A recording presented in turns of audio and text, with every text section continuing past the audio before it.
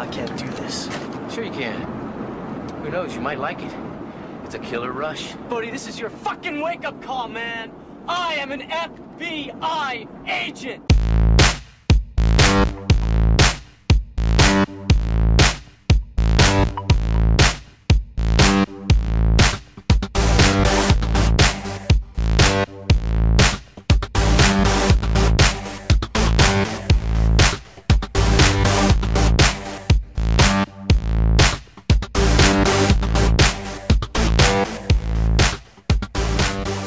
Yo, what's going on, guys? Welcome to this week's episode of Zach and Jay's Ticket Stubs Podcast. I am, of course, one of your hosts. I am Jay. Along with me, as every week, my co-host, Zach. How you doing? Doing great, man. Just ready to get another week of movies, movie news. We got a lot of stuff going down this week, man. I'm ready. I'm excited. Yeah, dude, a lot of good stuff happened. I know that we're going to go right into it, to your TV corner. Let's go. Go ahead. Zach's TV corner. Zach's TV corner.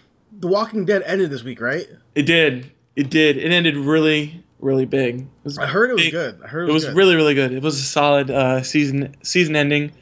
Obviously, TV ratings for it, out the roof. Yeah. They came in. They smashed any other season finale that they'd had so far, which, I mean, is to be really? expected. Wow, okay. Yeah, I mean, Pretty I really expected it. Not only, I mean, just more people are watching it every season, but this season, season 5, has been one of the best seasons, in my opinion, since season 1. Yeah. Like, it was a really, really good season. Yeah, okay. And definitely if you watch from the beginning of season 5 to the end, the character progression that they go through, which there's a lot of characters.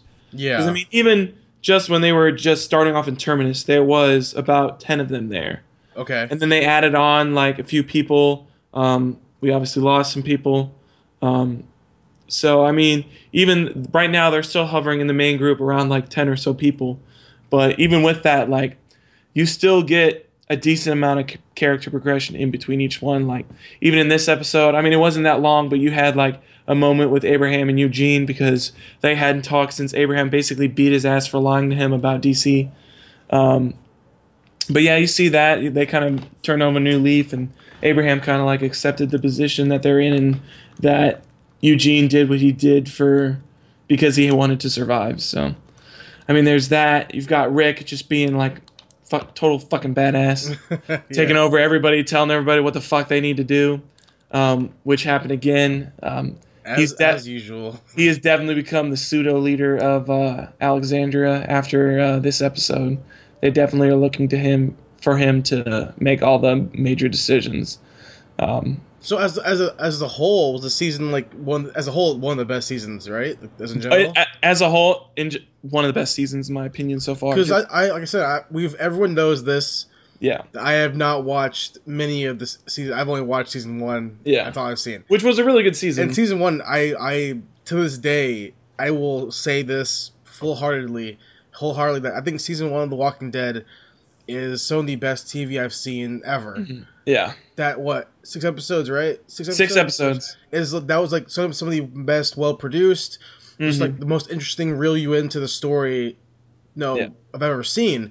Mm-hmm. So if it's better than that, that must be pretty good. Yeah, I mean it is really, really good television. I thoroughly enjoyed every week. So yes. I saw a lot about it online when it was happening. I haven't talked to anyone about it, honestly, though. Yeah. Because I work Sunday nights, so I didn't get a chance to see any reactions of it. Mm-hmm. But I mean, I heard it was doing really well. Yeah. I mean, that's cool. Yeah, and they finally got they brought the character Morgan back from first season. I thought he died. No, he did not die. I thought he died. Nah. But didn't he die in season 2 or something? No, his son died. Doesn't he come back as the crazy guy? No, he came back as a crazy guy in like season 3 because his son died. So he went all crazy and he was like, nothing fucking matters anymore and all this shit. And Rick basically had to like knock him out and be like, you're being stupid. I thought Rick killed him.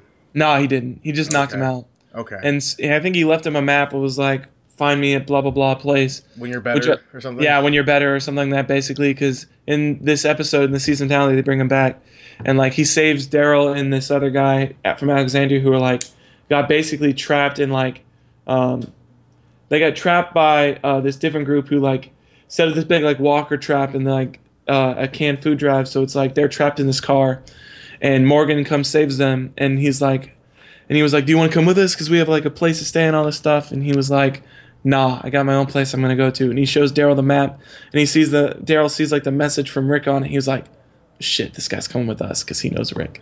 Oh, so do you see him meet Rick again or no? Yeah, like the very last shot of the season is Morgan and Rick like meeting up. So okay, so is he still crazy or is he okay now? No, he's okay. It's like he went through like a complete 180. Like now instead of like no life matters, he's like gone through this whole phase of like all life is important and stuff like this. Okay. Like anybody who's alive, like obviously the zombies, like he doesn't care about, but it's like anybody who's like still breathing and like surviving, he's like, oh, life is precious. So he's gonna be like the new badass of the show, right? Yeah. No, dude, he has like a walking stick that he like beats the shit out of people. He's like Donatello. Is he limping? No. Okay, like he just carries it around like he's just like a Donatello fucking dude. Like beating the shit out of zombies with a bow staff.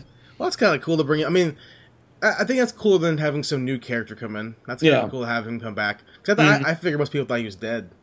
Yeah, everybody thought that, like, nobody thought he was going to come back, and at the beginning of season 5, they started like teasing him, like he was walking around, and like they started. So you see him later. Yeah, you saw him like at the beginning of the season for like a little bit, and you're like, oh shit, it's Morgan. Like, what the fuck? I thought it was kind of like out of nowhere, like here he is. But they showed him before. Okay. No, yeah, like periodically throughout the season, they've shown like snippets of him like following the group. Okay, so it's been a build up for them to finally. Meet up. Yeah, I gotcha. Okay, so it was a good season though. Yeah, really good. It was a what's it called, worthwhile finale. Oh yeah, it was definitely worth it. 90 minutes, action-packed 90 minutes. They packed a lot of stuff into there, and it was well worth it. Okay, cool. So what else did you check out? Flash. Yeah. Not happy with this episode. Oh. Because you remember how last week I told you how all that crazy shit went down? Yeah. They like fixed like everything from the comic books was right. Yeah. This episode they said fuck all of that. Ruined. That's very similar to Terminator 3. Yeah. They were basically just like get rid of everything. Yeah. It was like Iris doesn't like Barry, and like she's not like in love with him right now because apparently because at the end of last episode I remember you talked about he like ran so fast he went through time. Yeah. So it's like his consciousness went back. So it's like he's in his regular body or whatever, so he like knows everything that's gonna happen. So first off, he like stops Weather Wizard before Weather Wizard even does anything. Okay. He's supposed to do that big tidal web, and he was like, nah, and he like takes him and puts him in like the prison underground. So none of that happened. So then Iris doesn't like have this like near death experience, and she's like, oh my god, I really love Barry. So he like tries to get her like to confess her love to him, and she's like, you're crazy, like what are you talking about, like Marty in a relationship? And he was like, oh no, nah, but you love me. And she's like, nah, I don't. So this is so because he went in the past is why this happened. Yeah, he went like he went like only a day in the past, and it's like all this stuff already got changed. Yeah. Okay. It was an action pack. So are you mad at it because it was things that were changed, or because it was just a bad episode? I think I'm more mad because things were changed, because it was a good episode overall. They brought the Rogues back again, I think, for their final appearance this season. But now we have Captain Cold, Heat Wave, and then we have the Golden Glider, or whatever. Glider. I don't remember him. It's Snart's sister. Okay. It's a girl. She has like, I thought in the thing she was supposed to be like, she's like, she dates like the top at some point like that. Okay. But she has like a gold gun, so she like turns everything to gold. So that's pretty. I don't remember. Pretty weird. I've never heard of her until like the last episode they show the Rogues. They were like, what a shitty power. Yeah, I don't know, but it was like make everything more expensive. Okay. Yeah, it's like they literally don't have to do crimes anymore because you just go shoot everything with gold. Shoot it with gold, and then it's like, oh, instant cash. Yeah, you just sell it. You flip it. What's the problem? Don't get it. But, okay.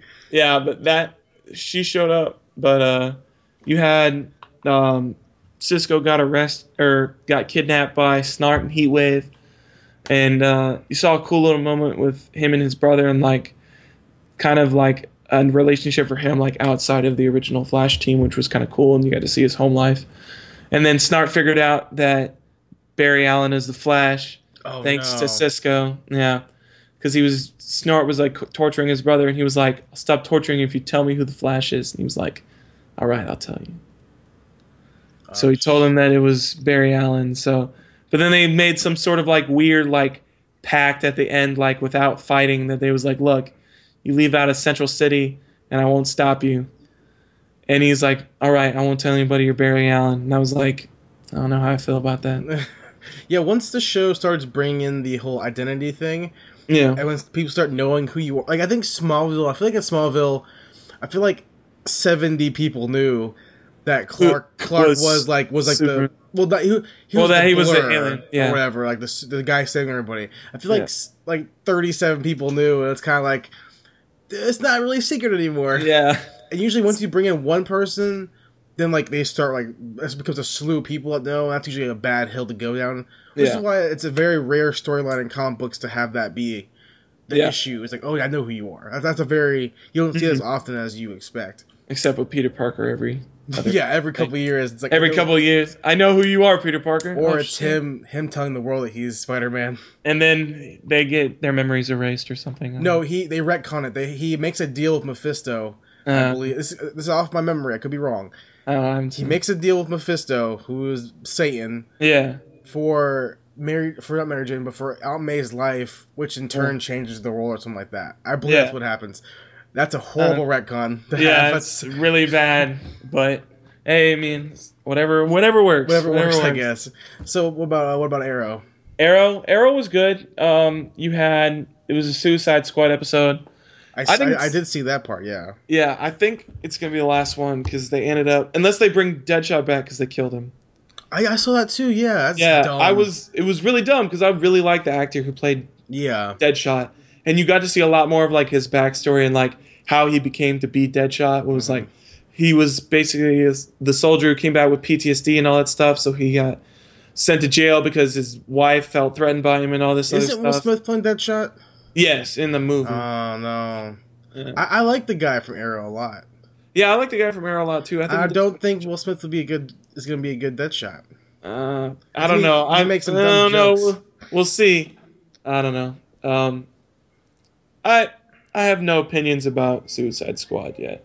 The movie, not the TV show version, but movie is up in the air right now. So did Diggle kill him, or he just died? No, he sacrificed himself to save Diggle and his wife because they were married. Diggle's married? Yeah, he got married in this episode. Who did he get married to? Lydia? Lila. Who's Lila? The one who works for Argus. The one who like works under Amanda Waller. She's in season 2. The one he originally married when he was like a soldier, and then they got his first wife. Yeah, his first wife. He married his first wife again? Yeah, he married her again. What but apparently it's gonna stay now. He should have married his brother's wife. He should have, but then she was like, she was a total bitch. So I'm pretty sure she had a reason to be a bitch, honestly. Well, I don't even remember what her reasoning was. You never see it because they during the season 1 and 2 gap is when they break up. Oh, is it? Yeah, because when they get Ollie back, he's being all whiny and selfish about him, and then like he's like, stuff happened here too, and he's like, sorry, Diggle. My bad, Diggle. Yeah, something like that. They broke up during the season, like the mid-season or whatever. You didn't see it. Oh, okay. So what else to check out this past week, Zach? I also watched a couple movies, a couple films. Okay. They're both old films. Alrighty. Not super old, like not Hitchcock old. Okay. Like the 80s, early 90s. Okay. First one I saw was Total Recall. Okay, great movie. Yep, Schwarzenegger being a badass. Sharon Stone. Is that your first time seeing it, or? That was my first time seeing it in like 6 or 7 years. Okay. Like in its entirety. Yeah. But, God, yes. Sharon Stone, whew, so good. How do you feel about it? I mean, it's a good movie. Oh, yeah, it's a really good movie. I like it a lot. I don't know how much, because it's been a while since I've seen the newer Total Recall. I don't know how much to differentiate it. Yeah, it's a lot. From this story. It's a lot. They changed it a lot. The story, the story is similar, but like everything else about it is pretty much different. I like the story. I like the story in the Arnold one a lot, though. It was very cool, like the whole oh, we're going to give you fake memories, and oh, wait, but these are not fake memories because you really are a secret agent. And the girl that we're supposed to match you up with is a real person because why not? Yeah. But it's surprising because you don't really expect Arnold to be like a good performance in that movie. Yeah. But he does a really good job in that movie. He does a really good job of playing like the villain in it too. And like as Hauser. Like the practical effects are really good too. Yeah. And that's a great movie. Yeah, especially at the end where the guy gets his head blown off from Mars oxygen. Yeah. It was really good practical effects. I mean, really gory stuff. The newer one, like it's not. I don't hate the newer one. I think the newer one's like really. If you don't compare it to the original, if you look at it as a standalone movie, it's not bad. I think it's fine. Yeah. But I mean, because visually, it's like if you took Minority Report and made Colin Farrell the main character. It's a very similar style movie to me, honestly. Those two films. Obviously, Minority Report's a lot better. Yeah. But Total Recall 13 or whatever it came out. I think it was 2013. Yeah. It's not bad, but Jessica Biel's in it, and it's like, what the fuck? And then there's like a sandstorm or something. It's like, I don't know what's going on. I don't know. They did have. But isn't Kate Beckinsale in that movie? She takes Sharon Stone's part. She's in that movie. Yeah. And here's the thing, man. Kate Beckinsale, she can be in any movie, and I'm gonna watch it. So. Yes, you can. And Colin Farrell's good. I think Colin Farrell is a great. I love Colin Farrell. I think he's a really good actor. Quaid or whatever his name is in the movie. Yeah, Quaid. I think he's fine. I just don't know the movie. It wasn't the performances that were bad. Yeah, it was everything else. I agree. I mean, visually it looked great. It was a very visually stunning movie for the animation, but I don't know, man. Just the original was fun. Yeah, I agree. Not needed to be remade. Yeah, totally agree. And then the last movie I watched was Clue. I'd never seen it. You've never seen it? Never seen it. It's really, really funny. You should definitely go watch it. I don't even like the game, so I never. I've seen See, you don't really have to like the game though, because I mean they make obviously they make the basic references. To the game, like the characters and the weapons and stuff like that. But it's very much like a mystery. I don't want to call it noir because it's not noir. Well, I'm pretty sure it has some elements. I'm pretty sure. I mean, it has a few, but it's much more of like a comedy / murder mystery. So I know that the movie has like a bunch of endings. I know that. Yeah, it has like 3 different alternate endings, which are each one is more ridiculous than the last one, and it's fantastic. Like it's definitely like an over the top movie. It's got like a B movie feel to it, but it's got a certain charm to it that I really, really like. Plus, Tim Curry's in it, and I think Tim Curry's hilarious. Yeah. You don't like Tim Curry? Yeah, whatever. I like Tim Curry a lot. He's whatever. But yeah, it's a really, really fun movie, and it's not that long. It's like 90 minutes, so it's not going to take too much of your time, and it's a good way to spend an afternoon watching Clue. I feel like I will never see that movie in my life. That's fine. I've had so many opportunities to watch it. It's still on Netflix right now. I'm never April, I think. I'm never like, you know what? I should watch this movie. I never have ever thought that in my life. And I don't know if it's bad or not. I just have no interest at all in the game or in the movie. But I hear it's a really popular cult classic, favorite movie. I know that. I just never have seen I mean, it. I really enjoy it a lot. I think it's a really, really good film. So. Okay. Well, I believe you. All right. Well, I appreciate you believing. Jason, what have you watched? What have you been up to, my friend? Yo, man. Speaking of Kate Beckinsale. Woo! Underworld? I watched Underworld. I went to Best Buy. I bought the Underworld collection, the Blu-ray, all 4. So I was about to say, is there 4 films? There's 4 movies in this collection, right? Right. Here's the bullshit about this DVD collection, okay? Okay, tell me the bullshit. Best Buy sells the Blu-ray, Underworld Blu-ray 4-movie collection, okay? Right. And has this really pretty slipcase box of all the movies in it. Mm-hmm. But that's wrapped, and then within the box, which is a slipcase, has all of the 4 movies individually wrapped as well. So the studio or the factory went and bought the 4 other movies from different distributors and then put them into a box and then sold that as their own merchandise. Oh my gosh. So, I mean, I like it. I like because I have 4. I like the case. I have 4 cases. Yeah. So I watched the first one, which we spoke about probably a couple months ago. We spoke about the first movie, I believe. Probably. So I think you watched it a while back, I think.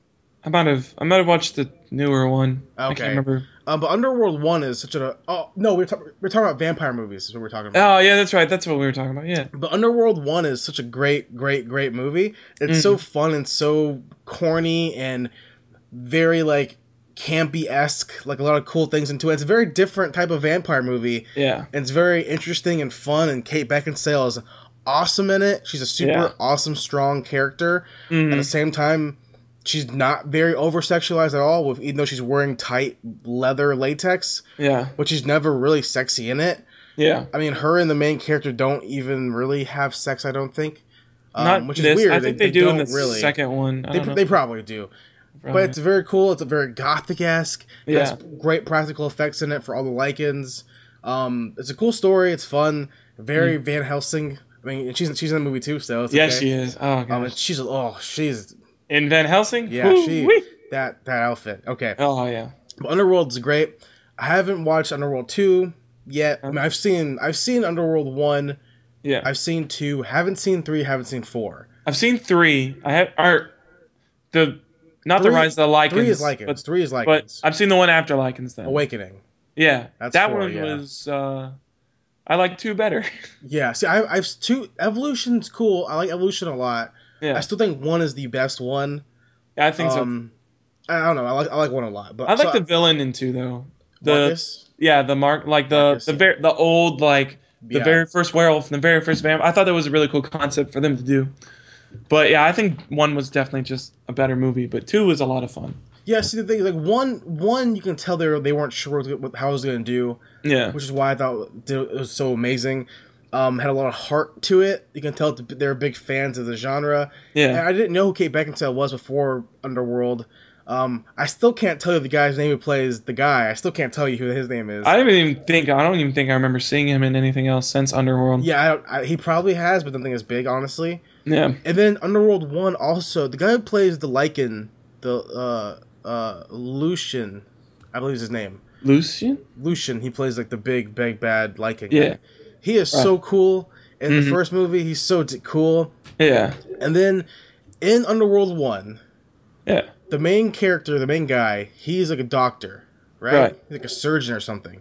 Yeah. And at his hospital, there's an intern at the hospital he works at. Which they're in England. I'm not sure. Whatever. They're in England.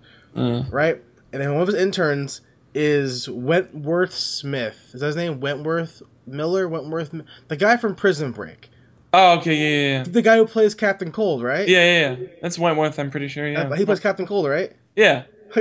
Yeah. And he looks so weird. Because to me, I'm so used to Prison Break, so he's always been bald. Yeah. And he's like this... Oh, he has like full puffy hair. He's like hair. I'm like, what the fuck?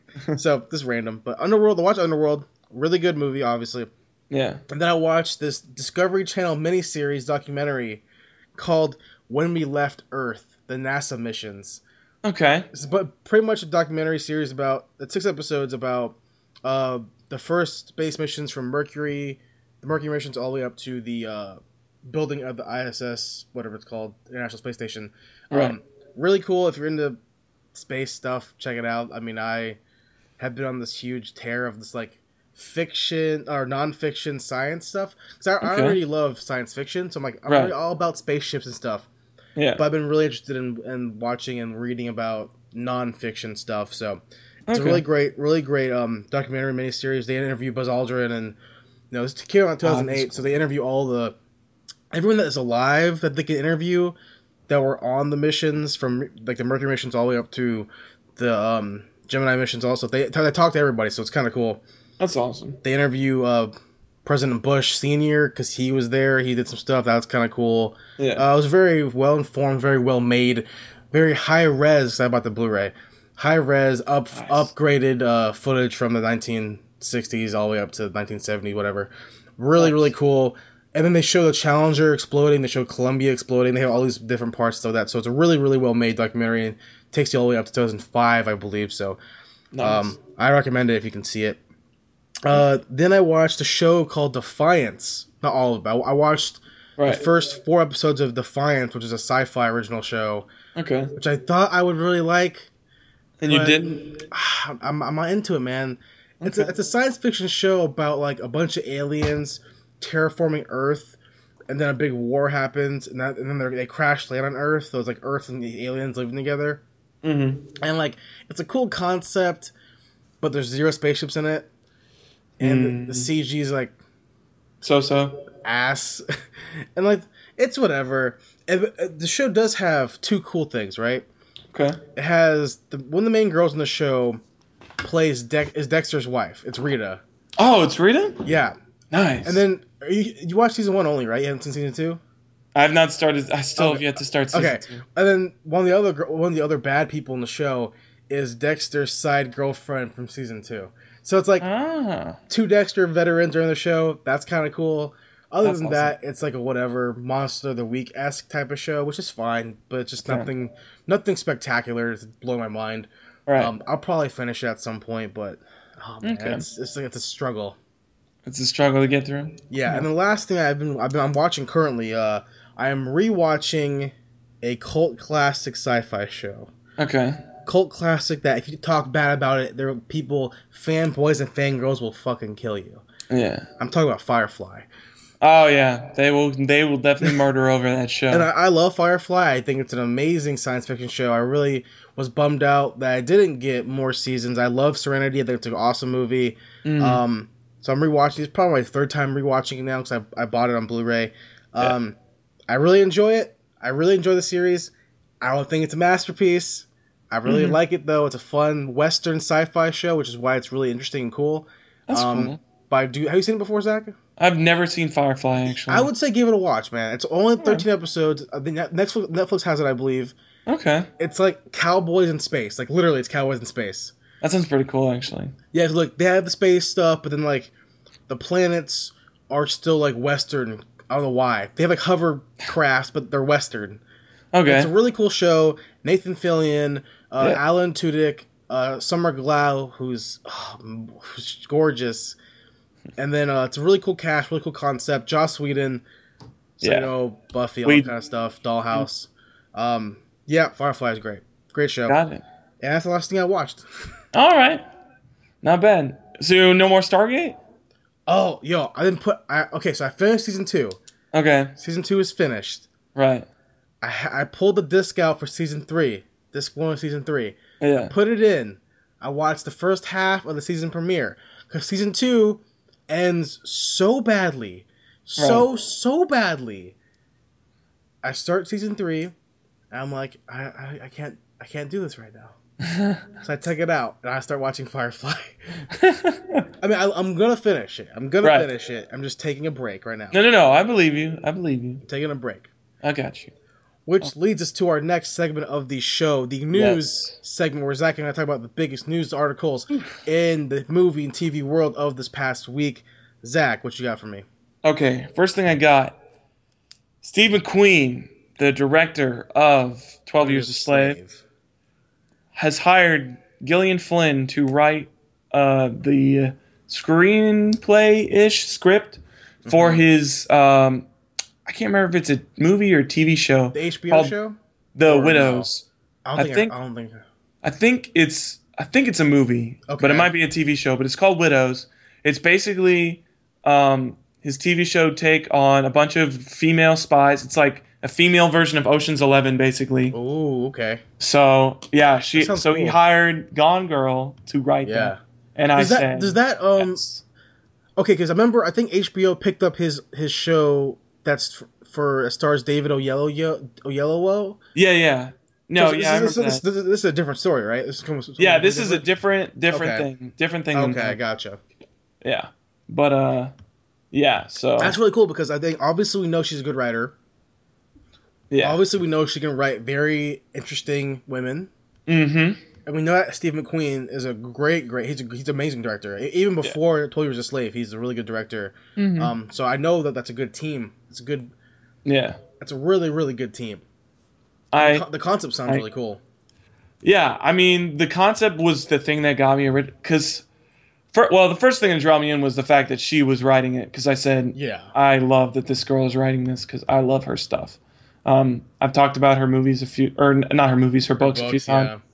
But, You see a trailer for that new movie with Charlize Theron? Yes, man. I thought I talked about it on the show. You did, but I wasn't sure if you saw it or not. Did you see it? I saw it. Yeah, recently. I saw it.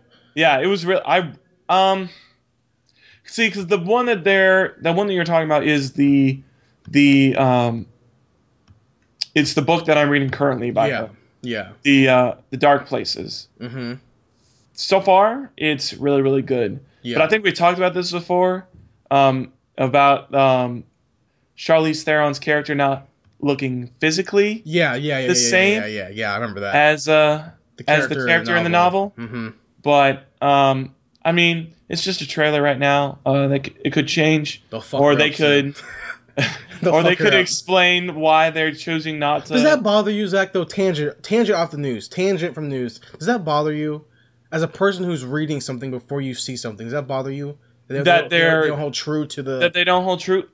My thing about that whole thing is, if you can give me a plausible explanation as to why you didn't do it, and it makes sense, and it doesn't harm the story a lot, which they're going to have to come up with a really good excuse, because the whole fact that she's like physically deformed is like a major part of the story. Yeah. But if they can figure out a reason to explain it and it makes sense, I'm fine with it. Yeah. Okay. But they're going to have to give me a good explanation as to why they chose not to do that.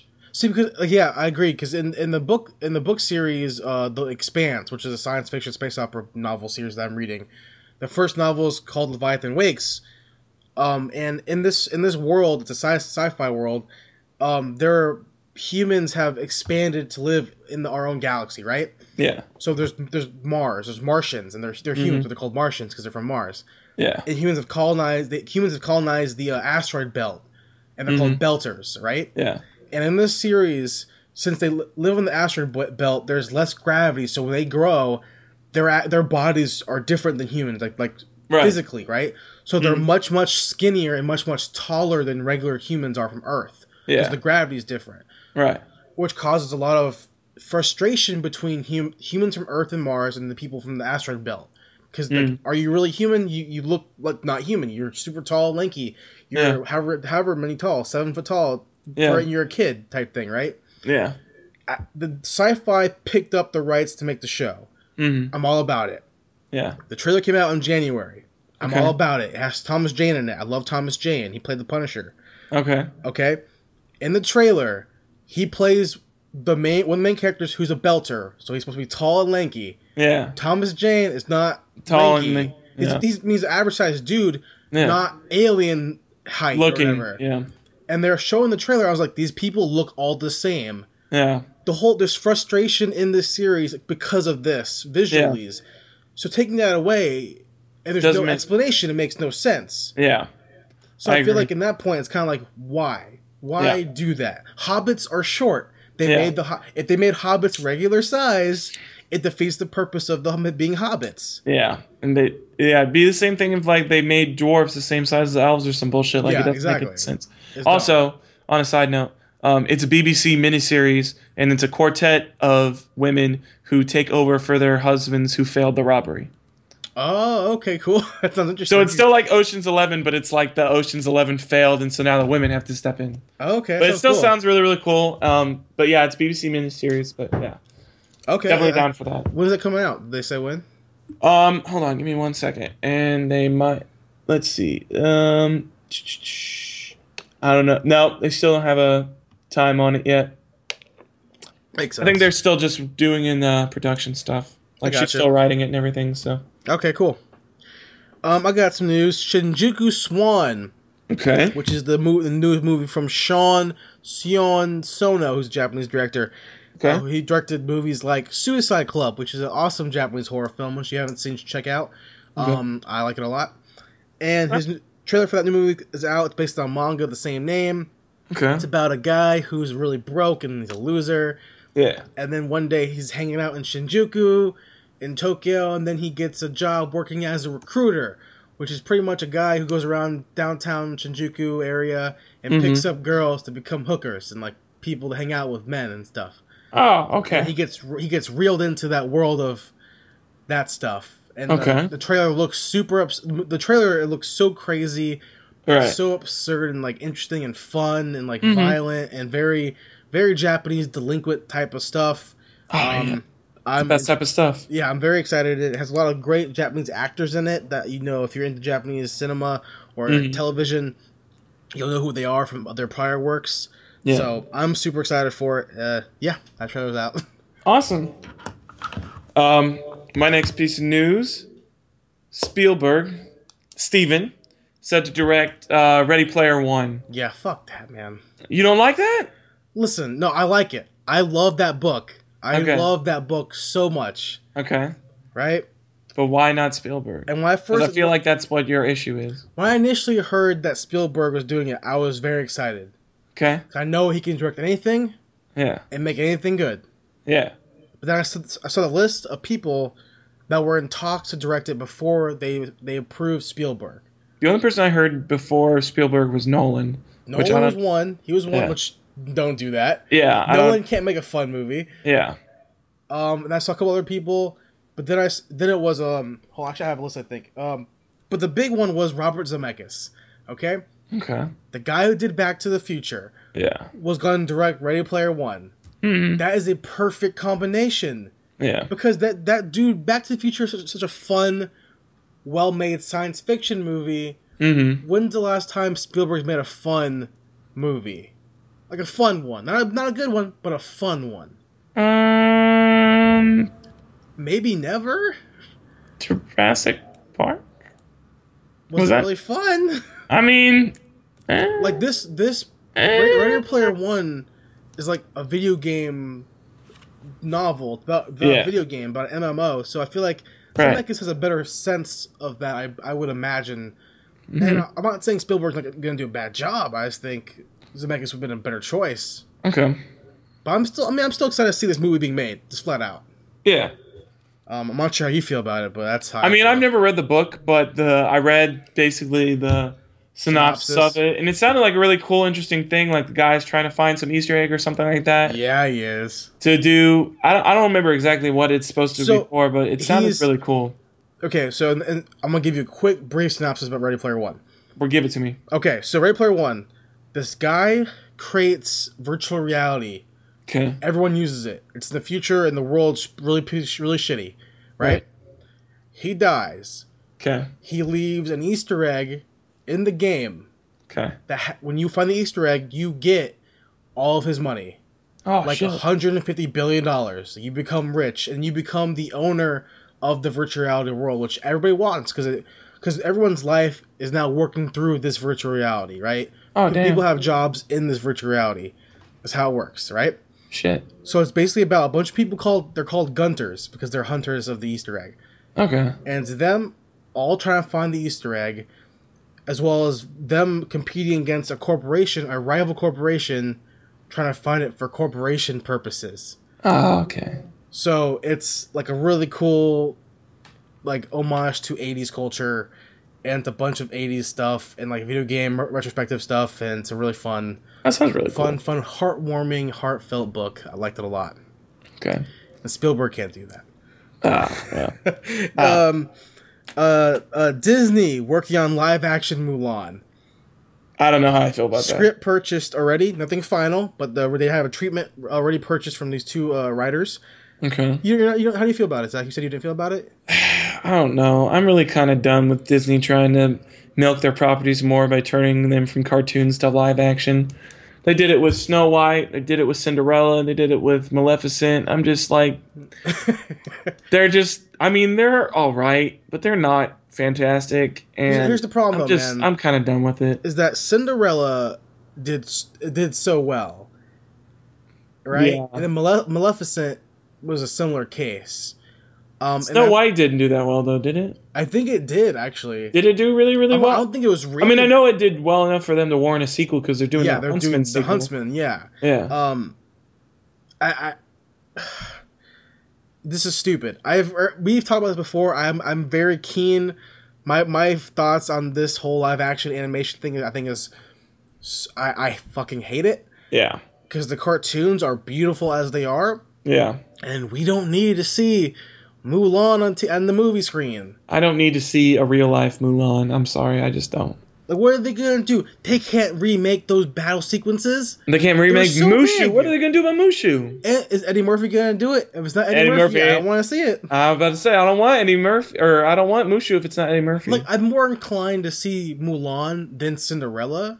Yeah, 100% I am. But in general, I think if you're gonna pick one of them, the one you could probably do and not make me go ugh is probably Hercules. Yeah. Oh, dude, Hercules. The only one I think I would want to see. If they actually did it based off the Disney film, that'd be kind of cool. Yeah, I mean, or maybe even Tarzan, because it's a. And grant these aren't necessarily princess movies, but they're still Disney animated movies. And Tarzan's probably, I haven't seen a Tarzan movie in a long time. Yeah, I know one came out recently. I haven't seen it. There was a Tarzan movie that came out recently. Yeah, it's some piece of shit one I haven't seen, or it's a show or something. I can't one of those two. I don't know. I never heard of anything like that. Damn. Came out like a couple months ago. I keep seeing it at Best Buy. Huh. But yeah, my stand on this is just why. What's the point? It's gonna make money, 100%. Yeah. And your market isn't gonna be new fans. It's gonna be fans who saw the original Mulan movie and want to see who the fuck they're gonna get to play Mulan. Oh no. And they'll probably whitewash it like they did with. No, they won't. They won't whitewash a Chinese legend. I mean, they did this it with, summer. Jennifer Lawrence is fighting for her family's honor as Mulan. I mean, they did it with Ghost in the Shell. I mean, like, if it's a recognizable name and it'll get people to buy tickets. Yeah, I think Mulan is different from Ghost in the Shell, I think, just because of you can make one a white person, you can't make Mulan has to be Chinese. That's true. Like she the character itself is a Chinese urban legend type thing. You have to be. It would be like making I don't know, the white sorcerer dragon character or whatever gently played like a white guy. This is dumb. This is dumb. This shouldn't happen. Zach, what else you got? X-Men Apocalypse casted another person. Oh yeah, who they cast? A very interesting person. Okay. They cast Steve Buscemi. No, Lara Condor. I don't know who that is. I don't know either, but she's playing Jubilee. Oh, I did see that. Yeah, and I did see that. I'm so happy because I love Jubilee. Yeah, Jubilee's such a cool character. I think she doesn't do anything, but she's cool. 90s retro as hell, and I love that about her. She's like a total street punk. Her powers are absolutely pointless. Yeah, she just makes fireworks. Fireworks. And but it's this awesome. actress who plays her, I've never seen her in any movie before, but she is straight gorgeous. Yeah, she's really good looking, and I don't know where else. I don't recognize anything else that like she had been a part of. She's probably fairly new, honestly. Yeah, I mean, I really haven't heard anything else about her. Like all these Asian people come out the woodworks, man. I know, man. Jeez, I don't know what to do with them. Gotta send them back to where they're from. Send them back to Asia. Either they're probably from California or something. Send them back to California. But speaking of X-Men, though, while you're looking up her bio, yes, Angel is confirmed. Oh yeah, Angel was confirmed Angel's too. confirmed today. He was confirmed today. Yeah, it was but they haven't some picture. I think. Right? Yeah, they confirmed that Angel's gonna be in there, but they still haven't confirmed who's gonna play him. They probably haven't even picked him yet. Honestly. Well, I think they did. I think there was a few months ago there was a guy who got cast in the role. Oh yeah. But they hadn't he got cast, but they didn't say like what role he actually was yet.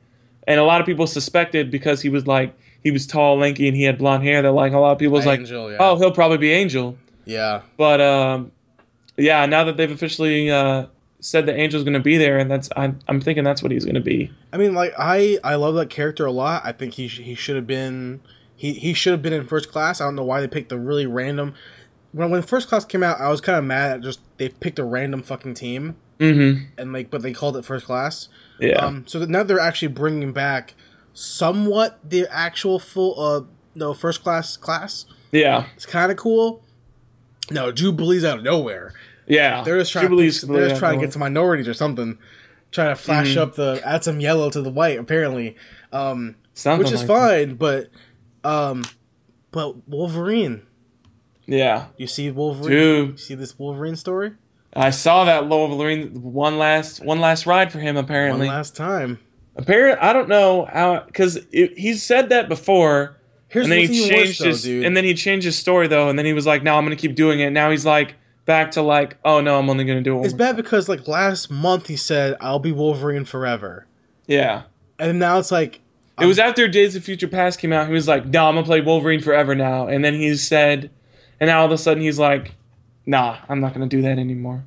I'm not sure what his reasoning was. I didn't read the full article. I saw it because I didn't want to read it. I didn't care. Yeah. But when he leaves, they can't play Wolverine anymore, right? Like they can't do it. Like you can't. What do? You can't cast someone new. It's Wolverine. Yeah, he's become synonymous with that character now. Yeah, I mean he is, for all intents and purposes, he's Wolverine. He's Logan from now on. Like I mean. Patrick Stewart and Ian McKellen as Magneto and Charles, respectively, I don't look at them as the end-all, be-all character. So when they brought in Michael Fassbender and James McAvoy, I was okay with it 100%. Yeah. But no one has ever played Wolverine except for Hugh Jackman. Yeah. So to me, I go, hey, look, it's Wolverine. When I'm looking at it, could be the movie it could have been Prisoners. Yeah. Right? With Hugh Jackman. I'm going, hey, look, it's Wolverine. Wolverine's not got his claws, but he's not saying that. Here's the thing: it's weird because I think Hugh Jackman is a fantastic actor, right? Mm-hmm. Whereas like Tom Cruise has the Tom Cruise syndrome, where he's Tom Cruise in every movie. Hugh Jackman can act. Hugh Jackman can become a character, right? Yeah. But I still go, hey, look, it's Wolverine. It doesn't affect me as hey, look, it's Wolverine. Yeah. So for someone else to be cast as Wolverine, it seems impossible. I don't know how to feel about it anymore. But is James Marsden coming back to play Cyclops? No, right? No, they got a younger guy. They got a younger guy to play Cyclops. Well, I know that, but they could probably have them both be in it. Nah, I don't think. I think they're the only old person. I don't even know if Wolverine's going to be in. Of course he is. Is he? Of course he. Because he said he's only going to be in one more film, and they're already doing Wolverine 2. Wolverine 2 is his last movie, I bet. Oh, okay. Well, fair enough. I'm just guessing. I have no facts. I mean, it would make sense. I don't know why he wouldn't. He draws the most amount of people when he's in the films. So. Plus, I don't think without him they could win. Yeah. Against the Apocalypse. Speaking of Asian people. Okay. Into the Badlands AMC teaser released. It's a martial arts, quote-unquote, genre-bending series. Here's the synopsis from AMC. Okay. In the land controlled by feudal barons, Into the Badlands tells the story of a great warrior and a young boy who embark on a journey across a dangerous land to find enlightenment. And it stars Daniel Wu, who's a Chinese actor. Famous Chinese actor. Yeah. The teaser just has a sword and some blood on a really crappy CG sword. Yeah, I saw that. But anytime you can do a martial arts TV show, I'm already interested. That's cool. That sounds awesome. I'm interested, and it sounds kind of cool. It has some white people in it, so I know it's not just going to be a bunch of Chinese people fighting each other. Yeah, I mean, in quote unquote, the genre bending sounds interesting. Mm-hmm. I'm 100% down for this. Yeah, I saw that trailer. The trailer looked bad. Well, yeah, totally. But the synopsis of the outline of the show sounded like a really cool concept. Yeah, I'm excited to see that. I mean, yeah, AMC rarely makes anything bad except for some stuff. What you got, Zach? Next thing I've got, our boy Idris Elba is back in the news. Okay. Star Trek 3 cast him as the villain. Yeah. An as of yet unnamed villain, but a villain. Not a Klingon. Who's not a Klingon, according to Simon Pegg. Yeah. But a villain all the same. He's definitely a Klingon. You think so? He's definitely a Klingon. Because he's black? Or because he's black. He's black? I'm sorry. Is that bad? No. But he's black. Well, it's weird because, it's Idris Elba, and he'd be perfect for a Klingon. It's weird because, I agree. I think he'd be a great Klingon. I rewatched Prometheus recently, and he plays the captain of the ship of Prometheus. He plays the captain. Shit, I didn't even know he was in that. And he was an awesome captain. He was so cool. Yeah. I wanted to see him be a good guy. Yeah. In Star Trek. I think he'd be great to add to the Enterprise. I think he'd be a good captain, captain or something like that. Yeah. Yeah, he would. I mean, he'll be a good villain. What if he plays Worf? I don't know who Worf is. Oh, he's the good Klingon from Next Generation. Oh, from Next Generation with Patrick Stewart? Yeah. So maybe he'll be a bad guy and then become a good guy. And then he'll, at the end, Star Trek 4, he'll be in Star, what's it called? Yeah. Star, what the fuck? The Enterprise. No, what's the command called? Star Command. Star Command. He'll be a member of the Starfleet. Is that Buzz Lightyear? I think maybe Buzz Lightyear. I think you did Buzz Lightyear. Star Command. But Star Command, whatever it's called. Starfleet, I think. Starfleet, yeah. Oh. That's cool. Okay. But yeah, it sounds exciting. I mean, that's all we have right now, just that he's cast, but definitely the fact that he's going to be in it makes me a little bit more excited for this one. Totally. Even more Asian people news. Bring on the Asian. Heroes Reborn gets Masaoka back as his role I saw that. hero. I absolutely love the show Heroes. Can I let you in on a secret? Sure. Still not seen Heroes either. Okay, I'm gonna tell you something right now, Zach. What? The first season of Heroes, the very first season, is one of the greatest seasons of TV ever made, flat out ever. Okay. It's the very first season is so well done. Yeah. A great mystery. A great superhero show that we did not have ever before. Okay. At a time when we had just Lost and a couple other shows that were actually interesting. I don't like Lost personally, but people know whatever. Yeah. That interesting shows. The very first season of Heroes was so well marketed, and the catchphrase of "Save the cheerleader, save the world." That whole season is so good with a slew of characters that were so interesting and so different. And you saw all their stories. Really well done. Yeah. Season 2 was dick. Bad. Season 3 was ass. Worse? Yeah. That's why they canceled it before they could end the full thing because it was getting worse and worse. Yeah. I mean, the bad guy, Siler, who's Zachary Quinto, speaking of Star Trek. Oh, Zachary Quinto. He's such a good bad guy as a Siler. It's, oh man. Is he only in season 1? He's in all of them, I believe. Oh, he is? Oh. Yeah, I believe. He's a really cool bad guy. Yeah. But yeah, he's back. He's back, isn't he? For that new. I think he is. I wasn't sure. Pretty sure they. Either he was back and then he denied it, or he's back and that was confirmed. I can't remember exactly. Oh, okay. But Hero being back, really great. But so far they haven't announced. What's her name? The cheerleader. Oh my gosh. Hayden Panettiere. Hayden Panettiere. I don't think Panettiere. Panettiere. Did she die? She can't die. She's invincible. Oh, fair enough. She immortal. Her body would died from old age. Okay. So I'm really excited to see that show to come back, even for a little bit. Even though we're in an age where everything's coming back for a miniseries. Yeah. Twin Peaks, X-Files, all that stuff. Yeah. Heroes Reborn. I'm excited for it. So much stuff going on. What you got, Zach? Next thing we've got Jesse Eisenberg revealed as Lex Luthor in a still image, and he's bald. Yeah, he is. Yeah, super bald. I don't care for him. I mean, I figured I'd talk about it because we've talked about totally. stills. Totally, yeah. But I mean, he's bald. It's awesome. He should be. If he wasn't bald, then I was about to say it's not Lex Luthor if he's not bald, so it wouldn't make any sense for him to not be bald. Yeah, totally. But I feel like he's that's an actor. all they're really. I feel like he's a really great actor, but he can only play the one type of character. The awkward, social, outcast type of character. Was that what he did in The Social Network? Yeah. Was? Oh, okay. Yeah, pretty much. That's why I feel like have you seen Now You See It, Now You See Me? Yeah, I've seen that. How is he in that? He was alright. Was he kind of awkward and standoffish? Nah, he was like charismatic almost. Okay, never mind then. Maybe he's a good actor. I don't know.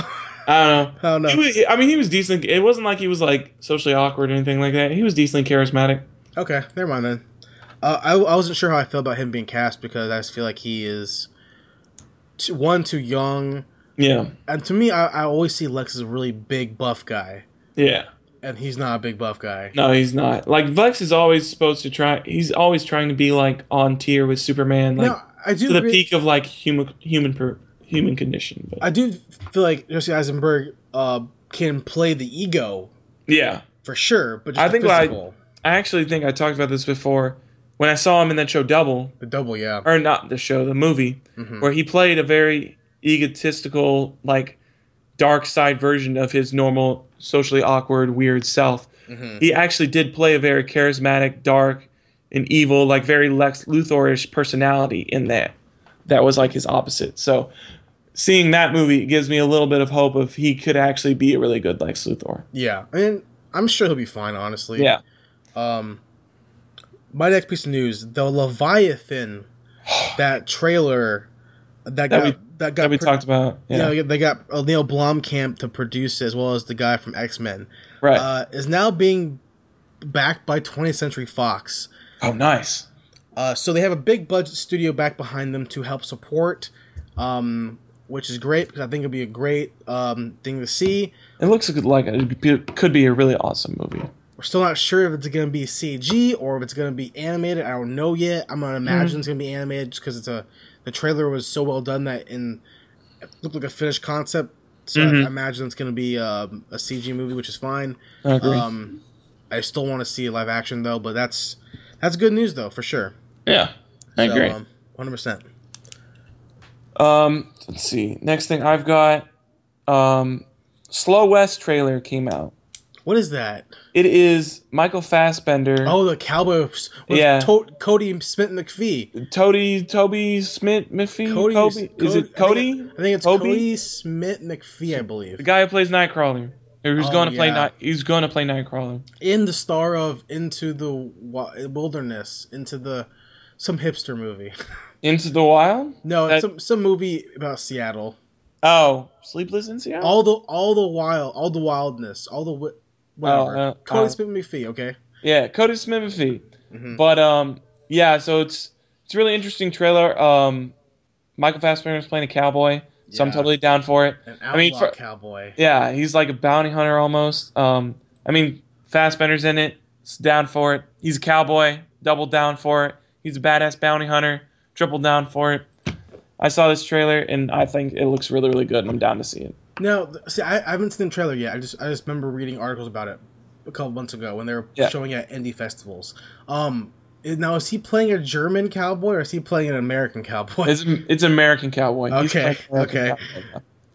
Was there a thing that he was playing a German cowboy? No, I'm just curious because he's German, so I was wondering if he... Oh no, he's playing the Cody Smith guy is playing a Scottish dude. Who's looking for his woman. He's so young though. Yeah. Apparently he's old enough to have a woman.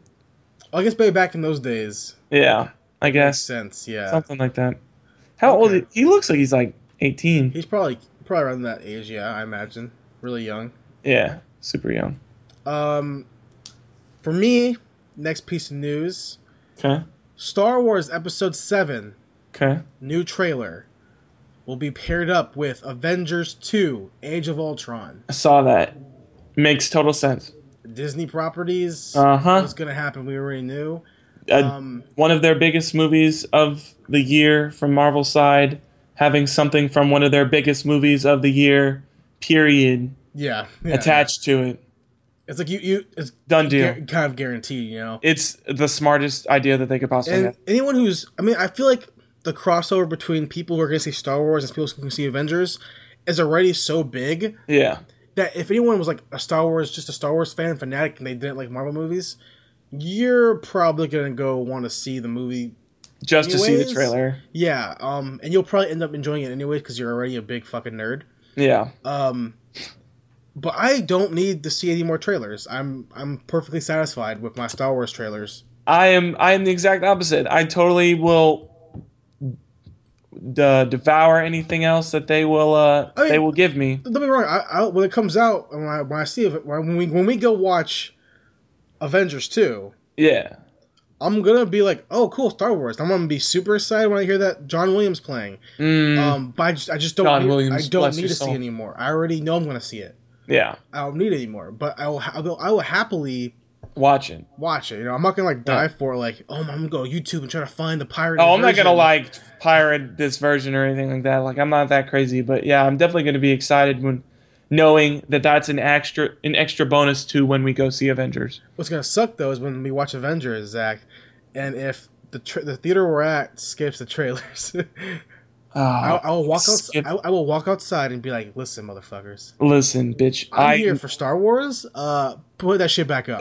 Put this shit up right now. Because I've been to like. Where's my Star Wars trailer? I was promised this. Probably the past 3 times I went to the movies in the past couple months, they have skipped the trailers.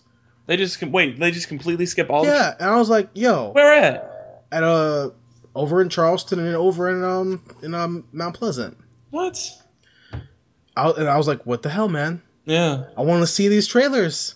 That's so, any more news for Zach? Let's see. I got one more piece left. You got one more piece? I've got 2 more technically, but one more. I got 2. Okay, what's up? So, the other thing I've got. Speaking of Star Wars, Star Wars Rogue One. Apparently looking to diversify the series a little bit. So they're apparently going to be one of the first in the series to possibly feature an LGBT character as its main character. Because apparently the captain or whatever he was playing in that is going to be a lesbian. So, breaking the boundaries, one Star Wars movie at a time. I would like to say, why does it matter? But I get it. I don't care. If the character's cool, the character's cool. I mean, that's the approach they're making to it, though. It's just like, she's already a good character. It's just that she happens to be a lesbian. Yeah, but they're putting it out there from the forefront. Yeah. They haven't even said anything else about the character. They're just telling us what they want to do with it. So it's like, if the character happens to be a lesbian, but what if the character just sucks? Okay. Or if it's just a bad character? Now you have a gay, bad character. Fair enough. Like, focus on the character first. Yeah. And make sure it's well written, well described. It has a lot of interactions with people on its own ship and its crew and other Rogue 2 and Rogue One and its co-pilot. Make sure that interaction's cool before we go and say, hey, we're going to make sure this character happens to be part of this community. Why does that matter? Just tell the story. Ticket sales. Yeah, pretty much. And I get it. I understand. I understand completely. Yeah. But Tomorrowland TV spot is out. Tomorrowland. Looks fucking great. I didn't watch the trailer that came out on Super Bowl, but I did watch... I didn't watch this... Or I did watch the Super Bowl trailer, but it was like basically the same one that had already come out. There wasn't anything different. The trailer that came out a few weeks ago, though... Yeah, I haven't seen that one either. That was the one that actually did a lot more for like the story. And this one is, I imagine, probably very similar to that one. Probably. It still looks super fun. Yeah. And that movie comes out May 22nd. Oh, it's that soon? That's a month away, pretty much. Wow. Or like a month and... No, it's like a month and a half. 2 months away or whatever. Wait, May 22nd? 2 months away or so. Oh, bro, that's right before we go to An Amazement. That is so. Dude, it's going to be a great time. Yeah. I'm very excited to see that movie. I am too. Very excited. So yeah, down for it. Okay, last piece of news for me. Very last thing. Southpaw trailer. Fuck. Okay. Yeah. Yep. Oh, was that your last thing? Yeah. Yeah. Southpaw trailer. I know you're super excited for this movie. I am 100% excited for this movie. I am really excited for this movie as well, especially after watching Nightcrawler. We both agree that Nightcrawler is a really good movie. Mm-hmm. Jake Gyllenhaal does really good. It's whatever. Oh, it's whatever. It's whatever. Should have got Oscar nom, but it's whatever. It's whatever. But yeah, I mean, Jake Gyllenhaal has definitely proven himself as an actor as of late. Yeah. It looks like he's set to do it again. This trailer. I agree. It makes me really excited for this film. And it also looks like not what I would expected it to be. Yeah. I thought it was going to be just a straight up boxing movie. It really looks like it's not about boxing at all that much. Like, it starts off being about boxing, and then it becomes something completely different. I think the boxing is going to be like the first 10 minutes of it. Mm-hmm. And then shit gets real, and his wife gets killed, and then it becomes about a redemption, personal drama. Yeah. With the boxing as a background / crutch / end goal. Yeah. Granted, it looks like a Rocky movie. The plot's a Rocky movie. The plot is I'm pretty sure it's the plot of Rocky. Well, the plot's like a mix between like Rocky 3 or Rocky Balboa. I mean, the newest one that came. Oh yeah. It's a very similar plot to Rocky. Yeah. But stars infinitely better actors. I mean, Forrest Whitaker's in it. Rachel McAdams is in it. Forrest Whitaker. Jake Gyllenhaal's in it, and you see it once again, just like with Lou Bloom and Nightcrawler. Jake Gyllenhaal go to a place I've never seen him go before. Yeah. This guy looks completely different from what I've ever seen him do. I'm so excited. He is so jacked. He looks so much different from Lou Bloom, and he just did Lou Bloom like a year ago, and he already looks like 100% like a different person. I'm so excited. Especially the relationship between him and his daughter looks so heartbreaking. I'm so excited to see this redemption story. Yeah. And I mean, I imagine he's gonna win. I imagine. I'm really excited for it. I'm super excited for it. Yeah. Me too, man. Super excited for it. Really down to see it. When's it coming out? Do you know? Summer, I think, right? Summer? Maybe. I could like be wrong. July? I think so. Maybe I could be wrong. No, I mean, I don't know. So, somewhere around then. Look for the summer, kids. I would imagine so. But that leads us out into our next segment of the show. What's out this week? In theaters, Furious 7, Woman in Gold, Cut Bank, Effie Gray, 5 to 7, Ned Rifle, and Boy Choir. On home release / Blu-ray / DVD, Imitation Game. Don't care. Wild. Okay. Wild Card. A lot of wilds. And Christopher Nolan's Interstellar, which I'm gonna go pick up after the show. You are? Are you gonna pick up the special collector's edition box set? Here's the thing, right? There's the regular version I can go buy anywhere. There's the Walmart double pack Blu-ray deluxe edition for like $23, which has a book in it and like this thing. Or I can go to Target and buy the Steelbook edition. So it's like, oh well, shit. Which one do I want? Now you gotta make up your mind. I'm not even that big a fan of the movie. I just want a copy of it. So I'm probably gonna go to Walmart because I can go to Walmart anytime I want and get it. So I'm probably gonna go to Walmart. And Target's farther away from me, so it's like, and Target's more expensive probably. And I like Steelbooks, but I don't really like them that much. I enjoy Steelbooks. I think they're interesting. I think they're cool, but I don't necessarily. The cover wasn't that great. Yeah. For the Interstellar Target edition. Maybe Best Buy has a better version. I haven't seen it, but maybe they do. But that leads us to our last segment of the show. Zach, we've done this before. We have. What are we doing? We are doing the movie guessing game, everybody. It's time once again for Zach and Jay to get together and try to stump each other on what movies we are trying to get the other to think that we are having the synopsis for. So here's pretty much how it goes this time. Me and Zach have refined the rules. We each have 6 movie synopses. 2 easy ones that most people should get if you're a fan of movies, I believe. 2 medium and 2 hard. We get 2 what's it called? 2 hints, right? The entire game. Yeah, 2 hints the entire game. That's it. You lock in your answer. When your answer is locked in, that is it. You can't. If you get it right, you get it wrong. That's all we can do. Yep.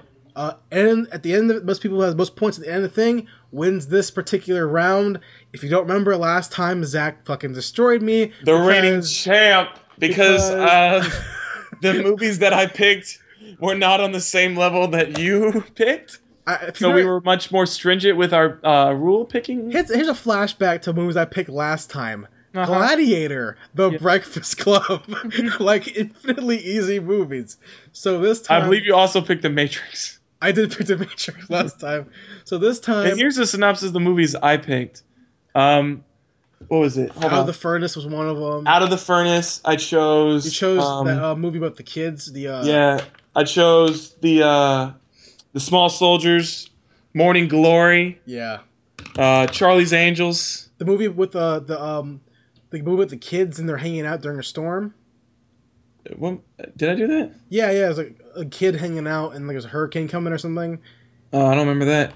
Something like that. Yeah. Oh, but I did Small Soldiers and I did Killer Elite. I got that one though. You got Small Soldiers. I didn't get Killer Elite. No, Killer Elite was the one that the Jason Statham movie, but I did see it though. Jason Statham, Clive Owen, and Robert De Niro. Yeah. Star-studded cast. Star-studded cast. So, Zach, who do you want to go first? Want to go first? You want to go first, or I don't. But either one. Do you want to read first? Or do you want to guess first? You tell me. I'll guess first. Okay. I'll guess first. So here we go. Ready? Okay. First one in the movie guessing game. Okay. Round 2. Zach. Okay. A duke's son leads desert warriors against the Galactic Emperor and his father's evil nemesis when they assassinate his father and free their desert world from the Emperor's rule. Dune. Yes. Hell yes. Right. Good on. Right on, dude. Right on. David Lynch movie. Woo! Okay. All right. My first one. I should write this down. Z has won. Okay. Okay, hold on. Wait. Now I'm gonna get. I'll keep score too. I like to keep a historical tally. For record keeping purposes. The son of a virtual world designer goes looking for his father and ends up inside the digital world. Tron. Oh, Tron Legacy. Yeah. Okay. Got it. Didn't even get to finish reading it. Okay. Good on you.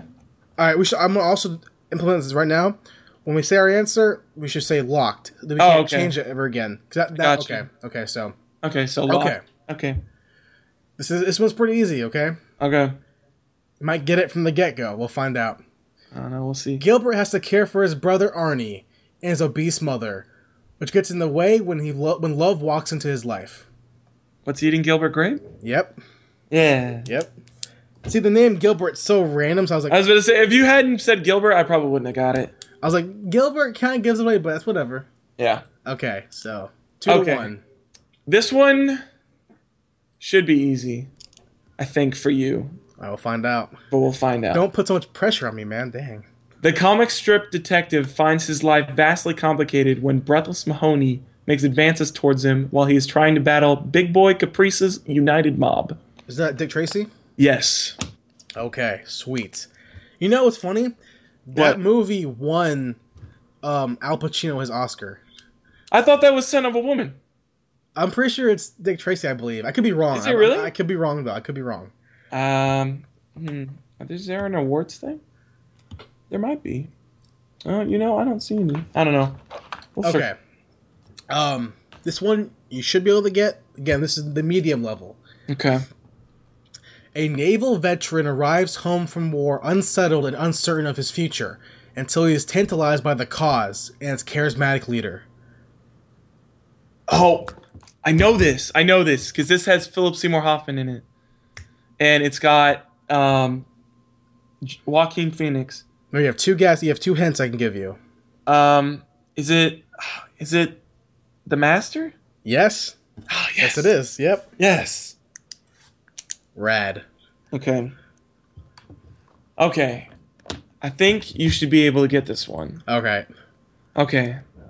Julian, a drug smuggler thriving in Bangkok's criminal underworld, sees his life get even more complicated when his mother compels him to find and kill whoever is responsible for his brother's recent death. Okay. Fuck. Can you read it again for me? Julian, a drug smuggler thriving in Bangkok's criminal underworld, sees his life get even more complicated when his mother compels him to find and kill whoever is responsible for his brother's recent death. Can I use one of my hints here? Yeah. Okay. One hint. It has Ryan Gosling in it. Oh, this is Only God Forgives. Yes. Okay, cool. I was thinking of like a Thai movie I've seen before. I was like, yeah, what Thai movie could this be? This one, honestly, looking back on it, it's super easy. So like, it's in my medium category, but it's like 100% like fucking easy. Okay. A vengeful barbarian warrior sets off to avenge his tribe and his parents who were slain by an evil sorcerer and his warriors when he was a boy. Conan the Barbarian. Yep. It's the second one, not the first one. No. Yeah. No. All right. So yeah, I was like, I put it in the wrong category, but whatever. Yeah, it's all right. Okay. This one might be easy if you paid attention to last week. Okay. A young woman is facing her destructive multiple personalities using an experimental new procedure known as the Siamese burn. Scribbler, right? Yes, the Scribbler. Okay. Yeah. Because I wanted to watch it actually. Yeah, it was really good film. Really good. Zach, into my hard category. Okay. These ones are hard if you are not a fan of film or have seen a lot of film. I didn't go super obscure. These are known movies by known directors. Just just saying. Yeah. Okay. A day in the life of a group of teens as they travel around New York City, skating, drinking, smoking, and deflowering virgins. Sounds like a hell of a time. It sounds like a hell of a time. Hold on. group of teens. If you need a hint, I can give you one. Remember, you have two hints. I do have 2 hints. Yeah. Okay, give me a hint. Okay, here's the hint. It came out in the 90s. Okay. Okay, it came out in the 90s. New York City. Group of kids.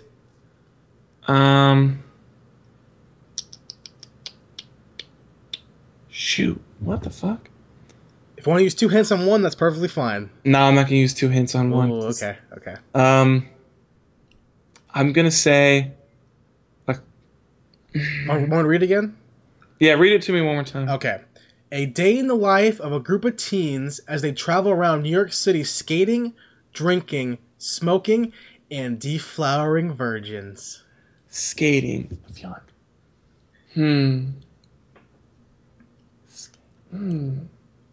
that took away my answer then. Alright, let's go ahead and start rolling the clock. Okay, we got... Okay. I'm just gonna throw this Clockwork Orange. Locked. I can see why you would think that, but no, wrong. I know it's not because of the skating, but I couldn't think of anything else. This movie is called Kids. Okay, Kids. It's written by the guy who wrote Spring Breakers. Okay. And it's a very depressing, realistic movie. Okay. It's a very, very good movie, but very, very like, oh man, oh no, a girl gets pregnant in it. Oh, I think she gets AIDS. She gets AIDS in it, and it's like, oh man, Okay. she has to go to like the clinic, and find out she has AIDS. It's a very sad movie. Very sad movie. Yeah. A lot of diversions, the flowering are happening. Okay. So check it out if you haven't seen it. Yeah. Okay. Okay. So this is my hard category. Okay. I tried not to go super obscure. Each of these movies has well-known actors in them. Okay. So That's you fair. at least got that. So the first one.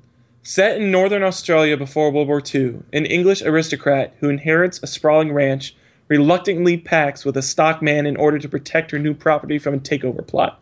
As the pair drive 2,000 head of cattle over unforgiving landscape, they experience the bombing of Darwin, Australia, by Japanese forces firsthand. Oh, it's Australia. Yes, it is Australia. Locked in. Okay. My web search terms something up for experience. Uh-oh. Siri, shut up. Be quiet, Siri. Okay, here's my last one. Being ridiculous. Okay. Here's the last one, Zach. Okay. Set in the 25th century, the story centers around a man and a woman who rebel against their rigidly controlled society. Okay. Yeah, one more hint as well, just to let you know. Can you read that one more time? Sure. Set in the 25th century, the story centers around a man and a woman who rebel against their rigidly controlled society. Okay, give me a hint. Your hint is... Oh, I'm trying to figure out a good hint for you. Okay, here we go. Okay. The director of this movie is tied in to the Star Wars universe. Okay. Oh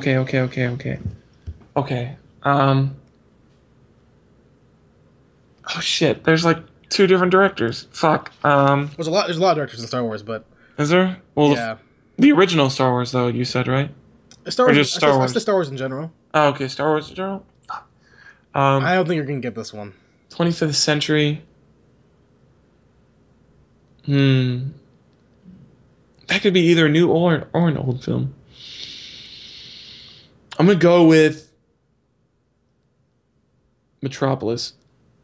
Hey, you know what? Good guess, but no. Okay. It's a movie called THX 1138. Never heard of George it. Lucas's first movie he directed. Okay. So before he did Star Trek, before he did Star Wars, before he did the car movie. Okay. It's a very sad, depressing science fiction movie. I think everyone should check it out. It's really well done. It shows George Lucas where he could have been, where he could have went. It's a very hard sci-fi movie. Okay. Very sad. In THX, he went on to name his audio, the audio before Star Trek, or Star Wars. I keep saying Star Trek. Before the Star Wars thing comes on, the THX. That's where it came from. Oh, okay. So nice. Yeah. Okay, so this is my last film. Okay. I believe we're tied right now. You have 4, I have 5. Oh, are you okay? So I'm winning by 1. So you're winning by 1. Winning by 1. Okay. Well, here we go. Okay. Last one.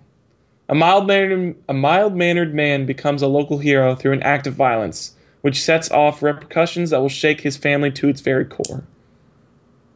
History of Violence. Damn. I thought that was going to take longer. Okay, yep. History of Violence. That movie is Viggo Mortensen is so good in that movie. Yeah. And the scene where he's eating out his wife is so weird. It's so weird. Okay, hey, good game, Zach. Good game. Good game. You have taken my movie guessing title belt. So the score is 4-6. Okay. Me was 6. So this round, Zach, you won the last round. Yeah. I won this round. Mm-hmm. Next round, you have to try. We have to try to compete. I imagine we'll probably be picking harder movies once again. Mm-hmm. Increase the difficulty even more. Yep. But as always, that good competition, good battle. Good battle, sir. Good battle. good competition there. So Zach, that ends the show for this week. Unfortunately, it does, ladies and gentlemen. If they want to find us online, Zach, where can they find us at? They can find us online at youtube.com/Ticket Stubs Podcast. They can also find us on Facebook.com/Zach and Jay's Ticket Stubs. If you also want to find us, you can follow us on Twitter on Ticket Stubs, Ticket_Stubs, or you can find us on our personal Twitters. Mine is Zach Austin Tyler. Jason's, yours is? Jay at Warp Speed. There we go, Jay at Warp Speed. You can also find us for any movie news. Jason has his weekly wrap-up that he has. We occasionally have movie reviews or trailer reviews or stuff like that. You can find all of this at theextendededition.com. Check us out there. That is our big hub for everything that is Ticket Stubs Podcast, including Jason's new podcast, Jay at Warp Speed, which you can check out on theextendededition.com or at facebook.com/Zach and Jay's Ticket Stubs. That's right. Thanks a lot, guys, for checking this week's episode out. Hope you enjoyed it. We'll see you guys back next week for some more movie shit. Yes. We will see you guys. Lots of movie news, hopefully. Hopefully we have a lot more. But yeah, we'll definitely see you guys next week, and we appreciate you listening to us. Thanks, guys.